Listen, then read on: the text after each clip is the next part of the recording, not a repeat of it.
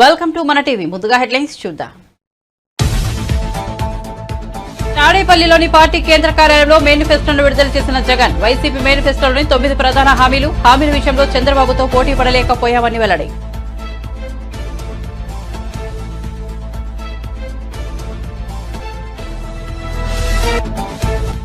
నెల్లూరు జిల్లా ఆత్మకూరులో ప్రజాగలం సభ. హాజరైన చంద్రబాబు 40 ఏళ్లలో తనపై కేసు పెట్టే సాహసం ఎవరూ చేయలేకపోయారని వెల్లడి.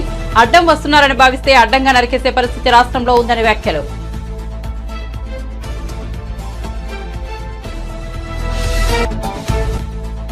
అరకులో కాంగ్రెస్ న్యాయయాత్ర. ఆదివాసీల కోసం వైఎస్ఆర్ ఎన్నో పనులు చేశారన్న షర్మిల. ఇప్పుడు వారిని పట్టించుకునే వారే లేరని ఆరోపణ. రోజా మాత్రం జబర్దస్త్గా ఉన్నారని వ్యంగ్యం.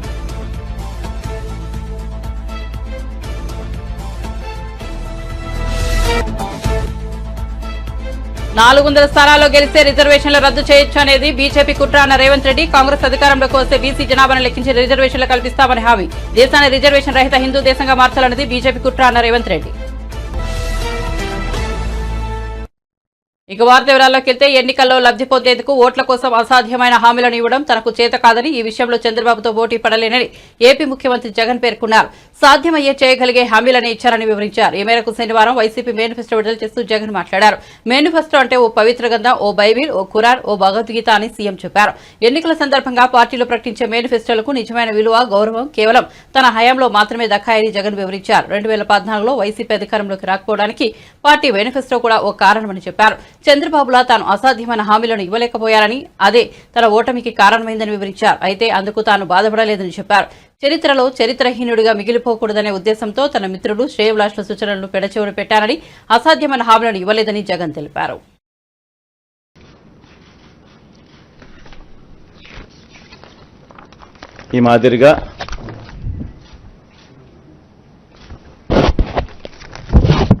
ఈ మాదిరిగా మన మేనిఫెస్టో ముఖ్యమైన అంశాలు అదే కాపీ కొంచెం పెద్ద ఆల్ఫబెట్స్ లో ఉంటుందని చెప్పి కొంచెం దీంట్లోకి పోతా. అదే కాపీనే, అది చిన్న సైజు అక్షరాలు, ఇది పెద్ద సైజు అక్షరాలు. గమనిస్తే మనం పెట్టిన నవరత్నాలకు సంబంధించిన గమనిస్తే విద్య ముఖ్యమైన అంశాలు ఇవి మాత్రం పైన చెప్తా. విద్య, అమ్మఒడి, ట్యాబులు, విద్యా కానుక, గోరుముద్ద, ఇంగ్లీష్ మీడియం, డిజిటల్ బోధన. వైద్యం, విస్తరించిన ఆరోగ్యశ్రీ ఇంకా విస్తరణ, ఆరోగ్య ఆసరా, విలేజ్ క్లినిక్లు, ఫ్యామిలీ డాక్టరు, 17 కొత్త మెడికల్ కాలేజీలు, జగనన్న ఆరోగ్య సురక్ష. వ్యవసాయం, రైతు భరోసా, ఆర్బీకేలు, ఉచిత పంటల బీమా, 0 వడ్డీ పంట రుణాలు, పగటిపూటే 9 గంటల ఉచిత విద్యుత్, సమయానికే ఇన్పుట్ సబ్సిడీ. ఉన్నత విద్య, జగనన్న విద్యా దీవెన, పూర్తి fee reimbursement, Jagananna Vasathi Deevena, job oriented గా కరికులంలో మార్పులు, నాడు నేడు స్కూళ్లు, నాడు నేడు హాస్పిటల్స్, పేదలందరికీ ఇళ్లు, అక్క చెల్లెమ్మల పేరిట పేదలకు ఇంటి స్థలాలు, ఇల్లు, మహిళా సాధికారత, చేయూత, కాపు నేస్తం, ఈబీసీ నేస్తం, 0 వడ్డీ, సామాజిక భద్రత, పెన్షన్ కానుక 2 విడతల్లో 3,500కు పెంపు, ఎప్పటిలాగే ఇంటి వద్దే వాలంటీర్ల ద్వారా పెన్షన్ల పంపిణీ, అభివృద్ధి, మౌలిక వసతులు, సుపరిపాలన, నిర్మిస్తా ఉన్న 4 పోర్ట్లు ఫినిషింగ్, ఫిషింగ్ హార్బర్లు ఫినిషింగ్, ఎయిర్పోర్ట్లు వాటి విస్తరణ ఫినిషింగ్, ఇండస్ట్రియల్ కారిడార్లు ఫినిషింగ్, ఇండస్ట్రియల్ నోడ్స్ ఫినిషింగ్, ప్రాధాన్యత క్రమంలో జలయజ్ఞం ఫినిషింగ్, గ్రామ వార్డు సచివాలయాలు, వాలంటీర్లు. ఒక మేనిఫెస్టోను ఒక బైబిల్ గా, ఇది 2019 మన మేనిఫెస్టో.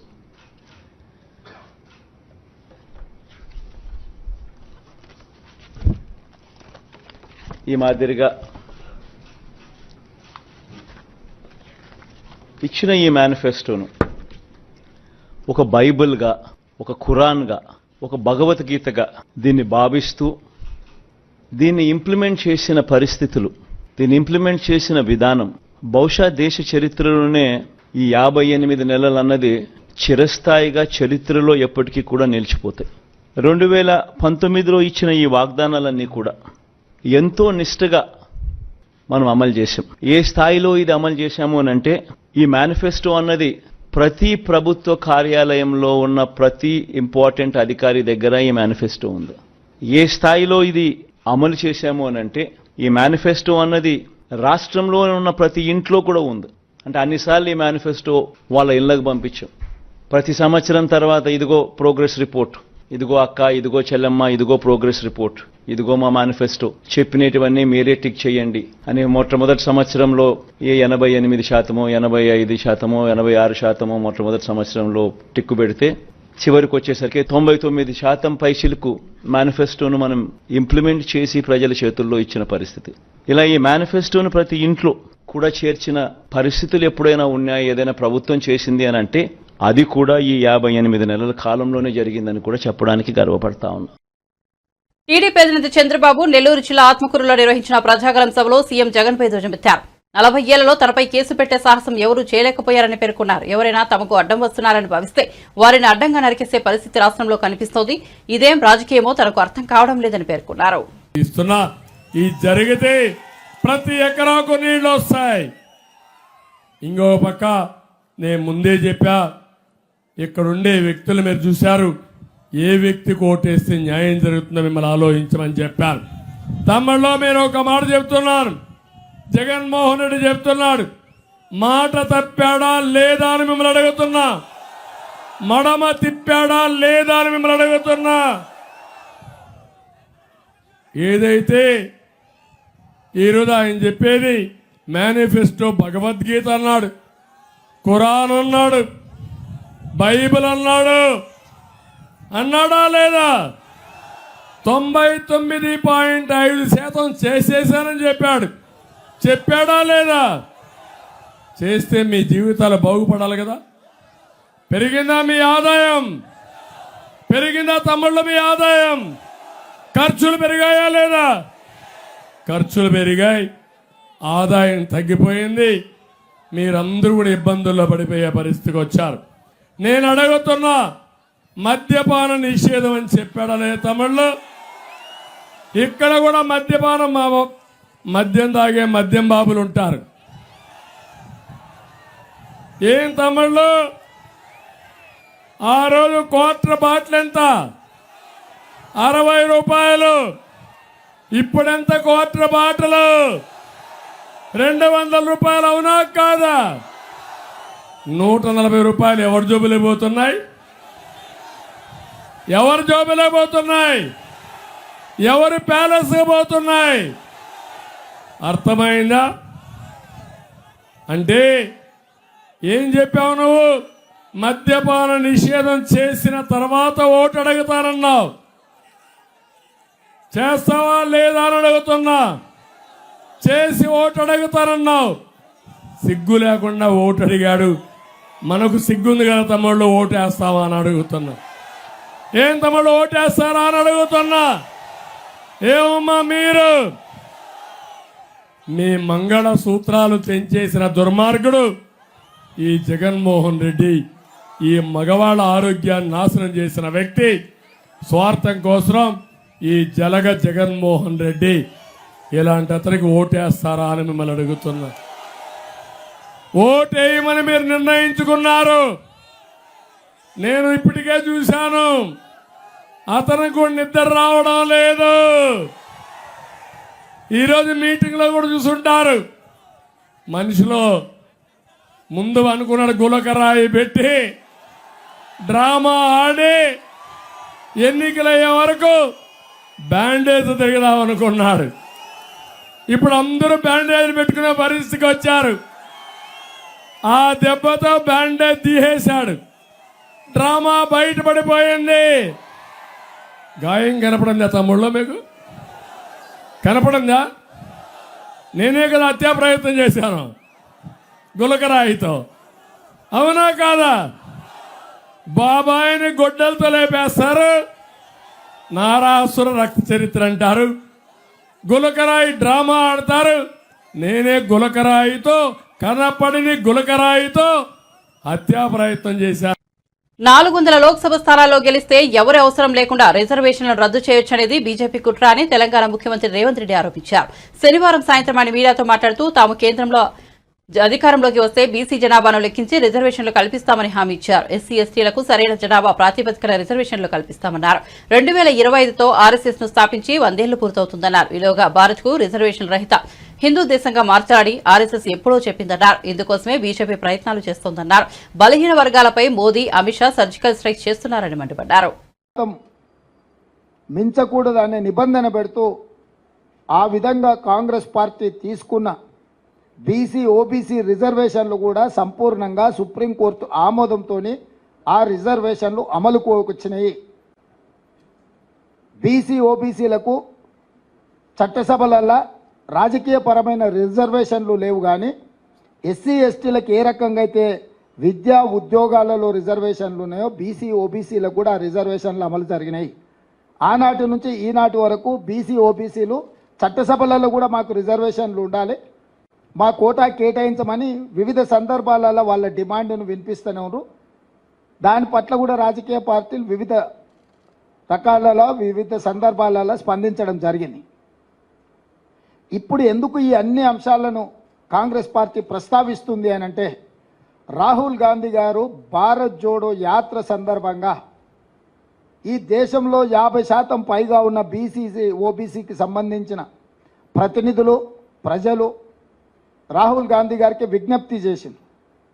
50% వర్టికల్ రిజర్వేషన్ లిమిట్ను తొలగించాలి, మా జనాభా దామాషా ప్రకారము మాకు రిజర్వేషన్లు కల్పించాలి, అప్పుడే మా సామాజిక ఆర్థిక పరిస్థితి మెరుగుపడుతుంది, వీటన్నిటిని కూడా అమలు చేయాలని వాళ్ళందరూ కూడా రాహుల్ గాంధీ గారికి విజ్ఞప్తి చేయడం జరిగింది.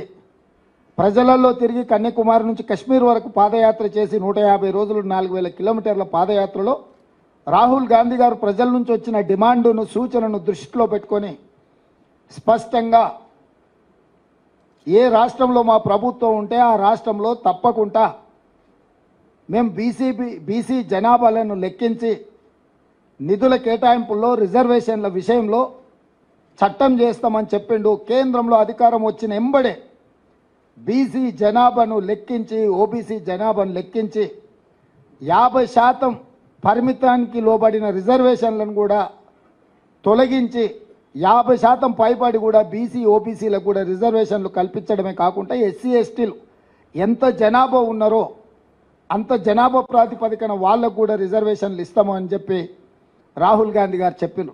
దాంట్లో భాగంగానే భారతదేశం యొక్క ఎక్స్రే అంటే ఒక మనిషిని ఎక్స్రే తీస్తే లోపల ఏమేమి ఉన్నాయో అన్నీ చూడడానికి వైద్యుడికి అవకాశం ఉంటుందో భారతదేశం యొక్క ఎక్స్రే తీసి జనాభాను లెక్కించి జనాభా దామాషా ప్రకారం ఎస్సీ ఎస్టీ బీసీ ఓబీసీ రిజర్వేషన్లు అమలు చేయడమే కాకుండా నిధులను కేటాయిస్తామని చెప్పి ఒక స్పష్టమైన విధానాన్ని రాహుల్ గాంధీ గారు చెప్పడం జరిగింది. ఇది మా విధానం. మరి ఇప్పుడు బీజేపీ విధానం ఏంది? 1925లో ఆర్ఎస్ఎస్ను మొదలుపెట్టినప్పుడు వాళ్ళు ఒక నిర్ణయం తీసుకున్నారు. 100 సంవత్సరాల లోపు ఈ దేశాన్ని హిందూ దేశంగా ప్రకటిస్తామనేది ఒక నిర్ణయం.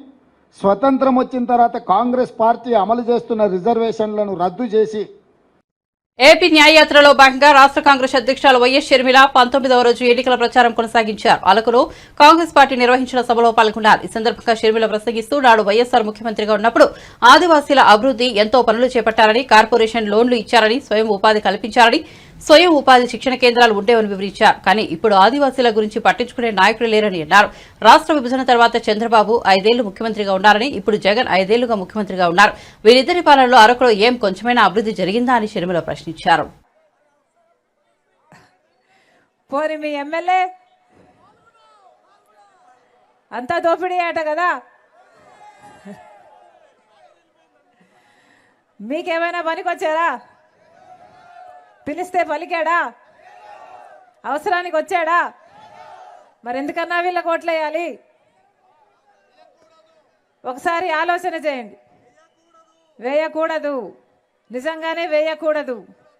అసలు రాజశేఖర్ రెడ్డి గారు ముఖ్యమంత్రిగా ఎన్ని చేశాడన్నా? ఆదివాసీల కోసం, ఎస్టీల కోసం రాజశేఖర్ రెడ్డి గారు చేసినంత ఏ నాయకుడైనా చేశారా? ఎస్టీల కోసం 20 లక్షల ఎకరాల పోడు భూములకు పట్టాలిచ్చిన నాయకుడు రాజశేఖర్ రెడ్డి గారు.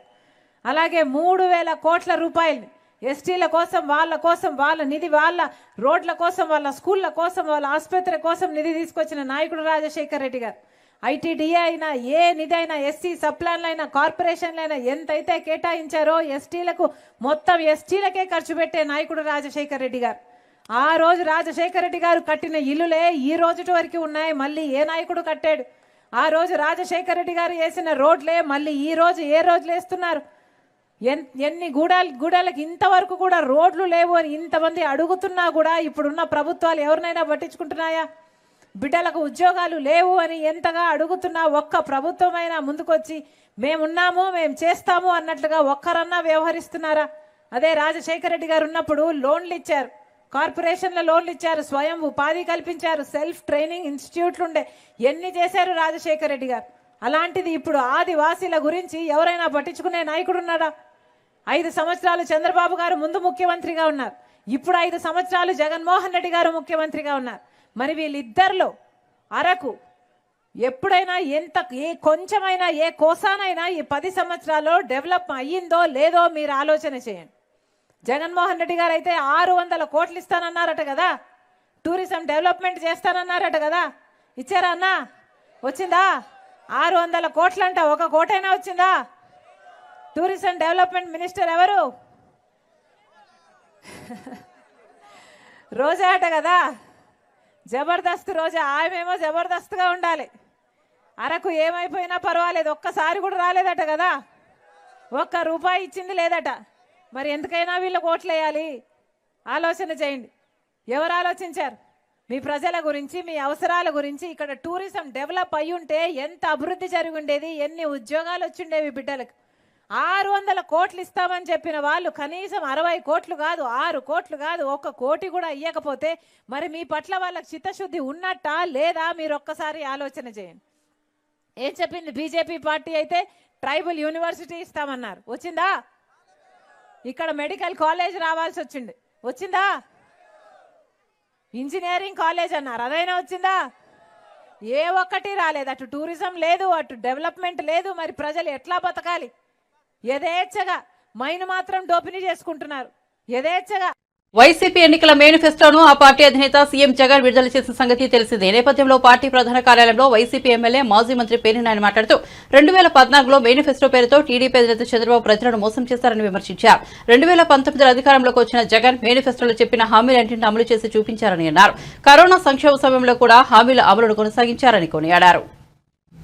చెప్పని కూడా జగన్మోహన్ రెడ్డి గారు ఈరోజు తన మేనిఫెస్టోలో చెప్పడం జరిగింది.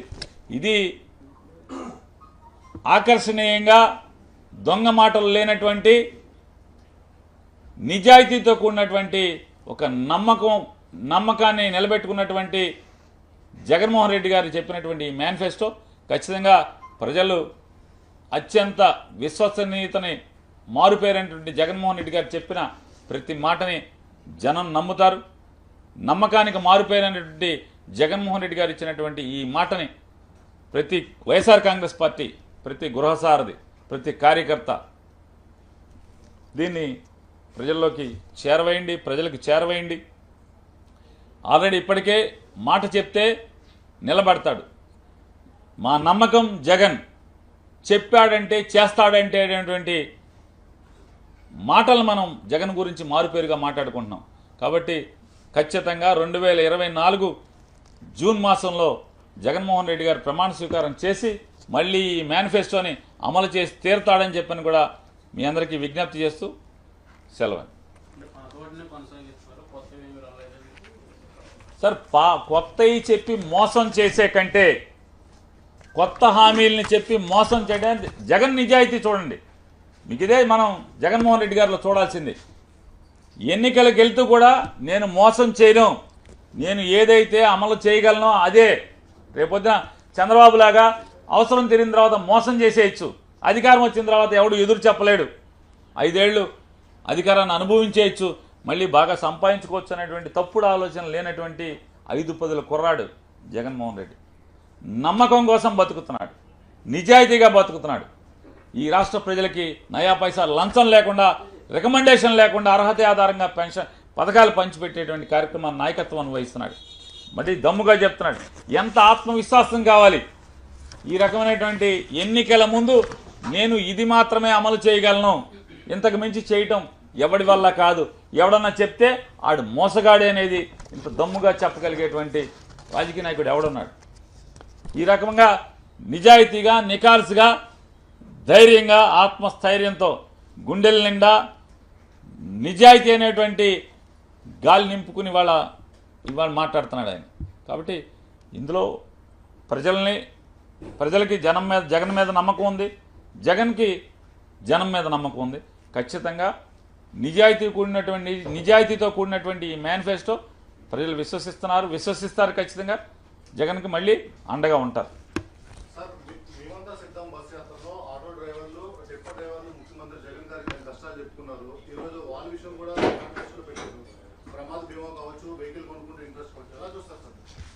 అంటే జగన్ అంటే పేదవాడి పట్ల సానుకూల దృక్పథం ఉన్నటువంటి రాజకీయ నాయకుడు అంటే అధికారం కోసం వెంపర్లాడేటువంటి రాజకీయ నాయకుడు. కోమిరెడ్డి వెంకటరెడ్డి వద్ద 22 మంది బీఆర్ఎస్ ఎమ్మెల్యేలు ఉన్నారని, తనకు ఫోన్ వచ్చిందని, వారంతా కాంగ్రెస్ పార్టీలో చేరేందుకు సిద్ధమని తనకు చెప్పారని, కానీ నేను మాత్రం ఆయన మాటలు నమ్మలేదని హుజూరాబాద్ బీఆర్ఎస్ ఎమ్మెల్యే పాడి కౌశిక్ రెడ్డి అన్నారు.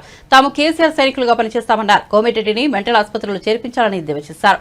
శనివారం ఆయన మీడియాతో మాట్లాడుతూ హవాలా దందా కోమిరెడ్డికే సాధ్యమని విమర్శించారు. హరీష్ రావు గారిని విమర్శించిన తీరు చూస్తే చాలా బాధ అనిపించి ఇలా కంపల్సరీ ప్రెస్ మీట్ పెట్టాలన్న ఒక ఉద్దేశంతో ఇలా హుజరాబాద్ లో ఉన్నప్పటికీ 2-3 ప్రోగ్రాంలు క్యాన్సిల్ చేసుకుని అయినా ఇలా కరీంనగర్కి వచ్చి హెడ్ క్వార్టర్ లో ప్రెస్ మీట్ పెట్టడం జరుగుతూ ఉన్నది. కోమటిరెడ్డి వెంకటరెడ్డి గారికి మంత్రి కాగానే గండకౌరం బాగా పెరిగింది.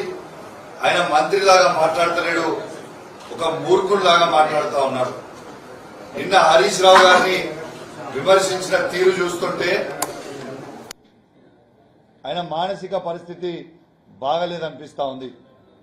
4-5 పెగ్గులు దాగి మందు దాగి నిన్న ప్రెస్ మీట్ పెట్టి హరీష్ రావు గారిని తిడుతా ఉన్నారు. ఇలా ఈ రాష్ట్ర మంత్రివర్గంలోనే సబ్జెక్టు లేని సన్యాసే కోమటిరెడ్డి వెంకటరెడ్డి ఒక జోకర్, ఒక బ్రోకర్, ఒక తాగుబోతోడు. హౌలా పనులైనా హవాలా దందాలైనా కోమటిరెడ్డి వెంకటరెడ్డితోనే సాధ్యం అని చెప్పి సందర్భంగా మీ అందరికి కూడా తెలియజేస్తా ఉన్నాను. వెంకన్న, నీకు సిగ్గు అనిపిస్తలేదా? నీకు సిగ్గు, శరము, లజ్జ, మానం లేదా అని నేను అడుగుతా ఉన్నాను. జూనియర్ అయిన రేవంత్ రెడ్డి కింద పనిచేయడానికి నీకు సిగ్గు అనిపిస్తలేదా? ఒక తెలంగాణ ద్రోహి రేవంత్ రెడ్డి, అట్లాంటి రేవంత్ రెడ్డి గారి కింద పనిచేస్తుంటే నీకు సిగ్గు అనిపిస్తలేదా, శరం అనిపిస్తలేదా అని నేను అడుగుతా ఉన్నా. ఇవాళ అందుకే నాకు వెంకన్నకి దేవుడు కోడికున్న దిమాగ్ కూడా వెంకన్నకి లేదని నేను అంటా ఉన్నాను. ఆయన మాట్లాడే తీరు, ఆయన మాట్లాడే భాష, ఆయన ఏం మాట్లాడతాడో ఎవరికి తెలియదు సబ్జెక్టు. ఎస్, హరీష్ రావు గారు ఒక ఛాలెంజ్ని విసిరిండు. దాన్ని మీరే అన్నారు కదా. ఆయన విసిరిన తర్వాత మీ ముఖ్యమంత్రి రేవంత్ రెడ్డి గారే అన్నారు కదా, ఆయన్ని పేపర్లు రెడీ పెట్టుకొని అన్నది మీ ముఖ్యమంత్రే కదా. అయినా హరీష్ రావు గారు సొంతంగా కూడా ఈ మాట అనలే. హరీష్ రావు గారు ఒక మీటింగ్లో పోతే రైతులు, మహిళలు, యువకులు వచ్చి హరీష్ అన్న, రేవంత్ రెడ్డి గారు ఆగస్టు 15కి నేను రైతు రుణమాఫీ చేస్తా అంటుండు కదా, ఆ ఆగస్టు 15కి రైతు రుణమాఫీ చేస్తా అంటుండు కదా, నువ్వు ఈ సవాల్ విసిరి నువ్వు రాజీనామా చేయి మా కోసం. నువ్వు 5 ఏళ్లు నీకు పవర్ లేకున్నా మంచిదే, నువ్వు ఒక్కసారి మాకు రాజీనామా చేయి, ఆయనను కూడా రాజీనామా చేయమందాం. ఈ సవాల్ని స్వీకరిస్తే దీంతోనన్నా మాకు నమ్మకం వస్తుంది ఒక్కసారి అని ప్రజలు అడిగినండి హరీష్ రావు గారిని. ప్రజలు అడిగితే హరీష్ రావు గారు వాళ్ళ ప్రజల కోసం ఈ 5 సంవత్సరాలు. ఏపీలో త్వరలో జరగనున్న సార్వత్రిక ఎన్నికల్లో పోలింగ్ శాతాన్ని 82కు పైగా పెంచడమే లక్ష్యంగా ఈసీ చర్యలు చేపడుతున్నట్లు రాష్ట్ర ఎన్నికల ప్రధాన అధికారి ముఖేష్ కుమార్ మీనా తెలిపారు. గుంటూరులోని ఎన్టీఆర్ మున్సిపల్ స్టేడియంలో నిర్వహించిన లెట్స్ ఓట్ 3K నడక కార్యక్రమానికి ఆయన ముఖ్య అతిథిగా హాజరయ్యారు. పలు కళాశాలలకు చెందిన యువత, అధికారులు ఈ కార్యక్రమంలో పాల్గొన్నారు. యువత ఓటు హక్కు వినియోగించుకోవాలని సూచించారు. చేసిన తర్వాత డ్రాఫ్ట్ లిస్ట్ ఇష్యూ చేసిన తర్వాత చాలా తక్కువ మంది ఉన్నారు. అప్పుడు ఓన్లీ 2.5 లక్షల మంది. తర్వాత డిస్ట్రిక్ట్ అడ్మినిస్ట్రేషన్ ప్రయత్నం వల్ల, తర్వాత ఈ లెట్స్ ఓట్ లాంటి ఆర్గనైజేషన్ ప్రయత్నం వల్ల ఈరోజు 10 లక్షల పైన వెళ్ళింది. సో చాలా మంచి ఫిగర్, చాలా హెల్దీ ఫిగర్ ఇప్పుడు మనకు ఉన్నది. మొత్తం రాష్ట్రంలో ఇప్పుడు అరౌండ్ 4,13,00,000 ఓటర్స్ ఉన్నారు. నెక్స్ట్ 2-3 డేస్లో ఆ లిస్ట్ కూడా అందరు క్యాండిడేట్స్ కూడా మేము ఇవ్వబోతున్నాము. నా నెక్స్ట్ రెస్పాన్సిబిలిటీ అంటే ఈ అందరూ న్యూ ఓటర్స్ తర్వాత మిగతా ఓటర్స్ కూడా ముందుకు వచ్చి ఆ రోజు 13th మేని పోలింగ్ డే రోజు ఓట్ వేయాలి. సో ఆ ప్రయత్నంకి భాగంగా ఈరోజు ఇక్కడ ర్యాలీ ఏర్పాటు చేయడం జరుగుతుంది. లాస్ట్ టైం మనకు 79% ఓటింగ్ ఉండేది. ఈసారి అట్లీస్ట్ 82 to 83% ఓటింగ్ శాతం పెంచడానికి అన్ని ప్రయత్నాలు మనం చేస్తున్నాము. ఓట్ చేయాలి. అర్బన్ ఏరియాస్లో మన రాష్ట్రంలో కూడా ఆల్దో మిగతా రాష్ట్రాల కంటే యావరేజ్ ఓటింగ్ పర్సెంటేజ్ చాలా ఎక్కువ ఉంది. యాజ్ ఐ సెడ్ 79% ఉంది. కానీ అర్బన్ ఏరియాస్లో ఇప్పుడు కూడా కొద్దిగా తక్కువనే ఉంది. సో సుమారుగా 18 సిటీస్లో మన అసెంబ్లీ కాన్స్టిట్యుయెన్సీస్లో ఇట్ ఈస్ బిలో 68% ఉంది. సో ఇది పెంచడానికి ఈసారి మనం స్పెషల్ ప్రయత్నం కింద అంటే అక్కడ ఎవరు ఓట్స్ చేయడం లేదు ఐడెంటిఫై చేయడం జరిగింది. దీని కింద స్టూడెంట్స్ వస్తారు, సెకండ్ ఇండస్ట్రీస్లో పనిచేసిన వాళ్ళు వర్కర్స్ ఉంటారు, కార్పొరేట్ సెక్టర్లో పనిచేసిన వాళ్ళ ఓటర్స్ ఉంటారు, తర్వాత మిడిల్ క్లాస్ అప్పర్ మిడిల్ క్లాస్లో మన ఈ సొసైటీస్లో ఉన్న వాళ్ళు ఉన్నారు. సో మన స్ట్రాటజీ కింద ఈ 4 కేటగిరీస్ని టార్గెట్ చేయడం జరిగింది. People who are working in the industries మనం ఆల్రెడీ ఆ రోజు సెలవు డిక్లేర్ చేశాము. ఆ సెలవు కూడా we have declared without work the paid holiday కింద డిక్లేర్ చేయడం జరిగింది, పెయిడ్ వర్కింగ్ డే కింద డిక్లేర్ చేయడం జరిగింది. తర్వాత ఇండస్ట్రీస్ డిపార్ట్మెంట్ ద్వారా జిల్లా లెవెల్లో ఇండస్ట్రీస్ డిపార్ట్మెంట్ ద్వారా వాళ్ళతో కోఆర్డినేట్ చేసి 3 days ముందు పెట్టేసి కంపల్సరీగా వాళ్ళని ఈసారి యాజమాన్యంతో మాట్లాడి we'll try to influence them to send them to vote. తర్వాత ఏ రోజు ఏ ఇండస్ట్రీ ఆయన వాళ్ళని అలౌ చేయలేదు ఎక్సెప్ట్ ఎమర్జెన్సీ కేసెస్లో. We'll definitely take action against those people also. Corporate సెక్టర్లో కూడా మన జిల్లా లెవెల్లో నోడల్ అధికారి ద్వారా మేము టచ్లో వచ్చాము. అండ్ అట్ ద సేమ్ స్టూడెంట్స్కి మీరు ఇప్పుడు చూస్తున్నారు ఇట్లాంటి అటెంప్ట్స్ ద్వారా పెంచడానికి ప్రయత్నాలు ఉన్నాయి. సో డెఫినెట్లీ ఈ 20 కాన్స్టిట్యుయెన్సీస్ మనం ఐడెంటిఫై చేశాము. అక్కడ కూడా ఈసారి ఓటింగ్ శాతం పెంచి యావరేజ్ ఓటింగ్ శాతంని 83% వరకు తీసుకురావడానికి ప్రయత్నాలు చేస్తున్నాం. Thank you. ఇచ్చిన హామీలు నెరవేర్చకుండా పోలీసులను జగన్ మోసం చేశారని ప్రముఖ నటుడు జనసేన నేత నాగబాబు ఆరోపించారు. డిపార్ట్మెంట్లో నూతన నియామకాలు చేపట్టకపోవడంతో పోలీసులకు పరిభారం పెరుగుతోందని విమర్శించారు. సకాలంలో వారికి వేతనాలు సైతం చెల్లించడం లేదని మండిపడ్డారు. ఒకసారి వినండి. జీతాలు పెంచడంలో, సిపిఎస్ రద్దులో ఉద్యోగులందరినీ ఎలా మోసం చేశాడో పోలీసులను కూడా జగన్ అలాగే ముంచేశాడు. పోలీసు అన్నలు, నేను రాగానే మీ అందరికీ వారానికి ఒకరోజు సెలవు ఇచ్చేస్తాను అని తీయగా ఎన్నికలకు ముందు చెప్పాడు. మీ వీక్లీ ఆఫ్ ఫైల్ మీద సంతకం కూడా పెట్టేశానని కుర్చీలో కూర్చున్నాక చెప్పాడు. అసలు సెలవు ఇచ్చే ఉద్దేశం ఉంటేనే కదా వీక్లీ ఆఫ్ అమలు కాలేదు. సరికదా, టైము పాడు లేకుండా డ్యూటీలు వేసి పారేస్తున్నాడు. కారణం, పోలీస్ శాఖలో ఉన్న ఖాళీ భర్తీ చేసి కొత్తగా రిక్రూట్మెంట్ చేస్తే ఉన్న పోలీసులకి వారానికి ఒకరోజు సెలవు దొరికేది. ఈ పోలీస్ రిక్రూట్మెంట్ కూడా సక్రమంగా జరగలేదు. నోటిఫికేషన్ ఇస్తాడు, కోర్టులు కేసులు వేయిస్తాడు, రిక్రూట్మెంట్ అర్ధాంతరంగా ఆగిపోతుంది. 6,500 పోలీస్ పోస్టులు భర్తీ చేసి ఉంటే ఖచ్చితంగా పోలీసులకు సెలవు పెట్టుకునే వీలు సిక్కేది. ఈ మహానుభావుడు సరిగా రిక్రూట్మెంట్ చేస్తేనే కదా. స్టాఫ్ లేరు కాబట్టి డబుల్ డ్యూటీనో ట్రిపుల్ డ్యూటీనో చేసినా ఏం ఉపయోగం? కనీసం ప్రభుత్వం నుంచి రావాల్సిన జీతాలు టైంకు రావు. అతనికేంటి, గవర్నమెంట్ ఎంప్లాయీ 1వ తారీఖు వచ్చేసరికి జీతం వస్తుంది అని అనుకోవడానికి లేదు. ఈ వైసీపీ పాలన వచ్చాక జీతాలు రావు, డిఏ బకాయిలు ఇవ్వరు. 2018 నుంచి పెండింగ్లో ఉన్న డిఏలు పోలీసులకు ఇవ్వడం లేదు. ఒక్కో పోలీసుకి సీనియారిటీని బట్టి 2 లక్షల నుంచి 5 లక్షల వరకు డిఏ బకాయి పడ్డాడు ఈ దివాలా కోరు ముఖ్యమంత్రి. పోలీసులకి రౌండ్ ద క్లాక్ డ్యూటీ కాబట్టి వాళ్ళకు ఉన్న సెలవులను ప్రభుత్వానికి సరెండర్ చేస్తారు, వాటికి డబ్బులు ఇస్తారు. పోలీసులకు సెలవులు లేవు, వాటిని ప్రభుత్వానికి సరెండర్ చేసిన డబ్బులు ఇవ్వడం లేదు. డిఏలు టీఏలు సరెండర్ లీవులు ఎగ్గొట్టేస్తున్నాడు అని పోలీసులు బాధపడే లోపే వాళ్ళు దాచుకున్న జీపీఎఫ్ డబ్బులు కూడా దోచేశారు. ఎవరైనా సరే తమ సొమ్ములు పోతే పోలీసుల దగ్గరికి వెళ్తారు. పోలీసుల ఖాతాలో ఉన్న డబ్బులే దోచేస్తే వాళ్ళు ఎవరి దగ్గరికి వెళ్ళాలి? దోచిన వాడు ఎవరో తెలుసు కదా, మన శివశివాని స్కూల్లో 10th పేపర్లు కొట్టేసిన వాడే. అలవాట్లు ఎక్కడికి పోతాయి? పోలీస్ సోదరులు, మీరు మీ కుటుంబ సభ్యులు ఒక ఆలోచన చేయండి. జగన్ మీ శ్రమను దోచేస్తున్నాడు, ఆర్థికంగా నష్టపరిచాడు, మీ ఆరోగ్యాలు గొల్లైపోతున్నా చలించడు. పైగా మీతో తన రాజకీయ అవసరాలకు తగ్గట్టు పని చేయిస్తున్నాడు. పవన్ కళ్యాణ్ గారికి తెలుసు పోలీసులను వైసీపీ పావులుగా వాడుతుంది అని. రాబోయే కూటమి ప్రభుత్వంలో కాకి సోదరుల కష్టాలు తీర్చే బాధ్యతను తీసుకుంటాం. వారి శ్రమను దోచే పనులు చేయబోం. పోలీసులకు రావాల్సిన అలవెన్స్లు, సెలవులు వచ్చేలా చేస్తాం. తాడేపల్లిలోని పార్టీ కేంద్ర కార్యాలయంలో మేనిఫెస్టోను విడుదల చేసిన జగన్, వైసీపీ మేనిఫెస్టోలోని 9 ప్రధాన హామీల విషయంలో చంద్రబాబుతో పోటీ పడలేకపోయామని వెల్లడి.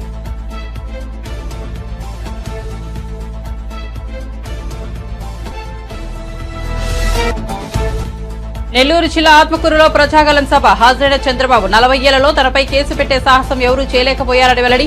అడ్డం వస్తున్నారని భావిస్తే అడ్డంగా నరికేసే పరిస్థితి రాష్ట్రంలో ఉందని వ్యాఖ్యలు.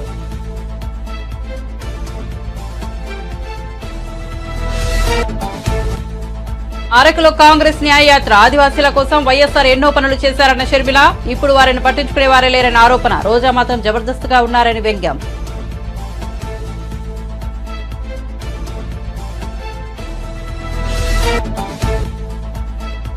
400 స్థానాల్లో గెలిస్తే రిజర్వేషన్లు రద్దు చేయొచ్చు అనేది బీజేపీ కుట్ర అన్న రేవంత్ రెడ్డి. కాంగ్రెస్ అధికారంలోకి వస్తే బీసీ జనాభాను లెక్కించి రిజర్వేషన్లు కల్పిస్తామని హామీ. దేశాన్ని రిజర్వేషన్ రహిత హిందూ దేశంగా మార్చాలన్నది బీజేపీ కుట్ర అన్న రేవంత్ రెడ్డి. మరిన్ని అప్డేట్స్ కోసం చూస్తూనే ఉండండి మన టీవీ.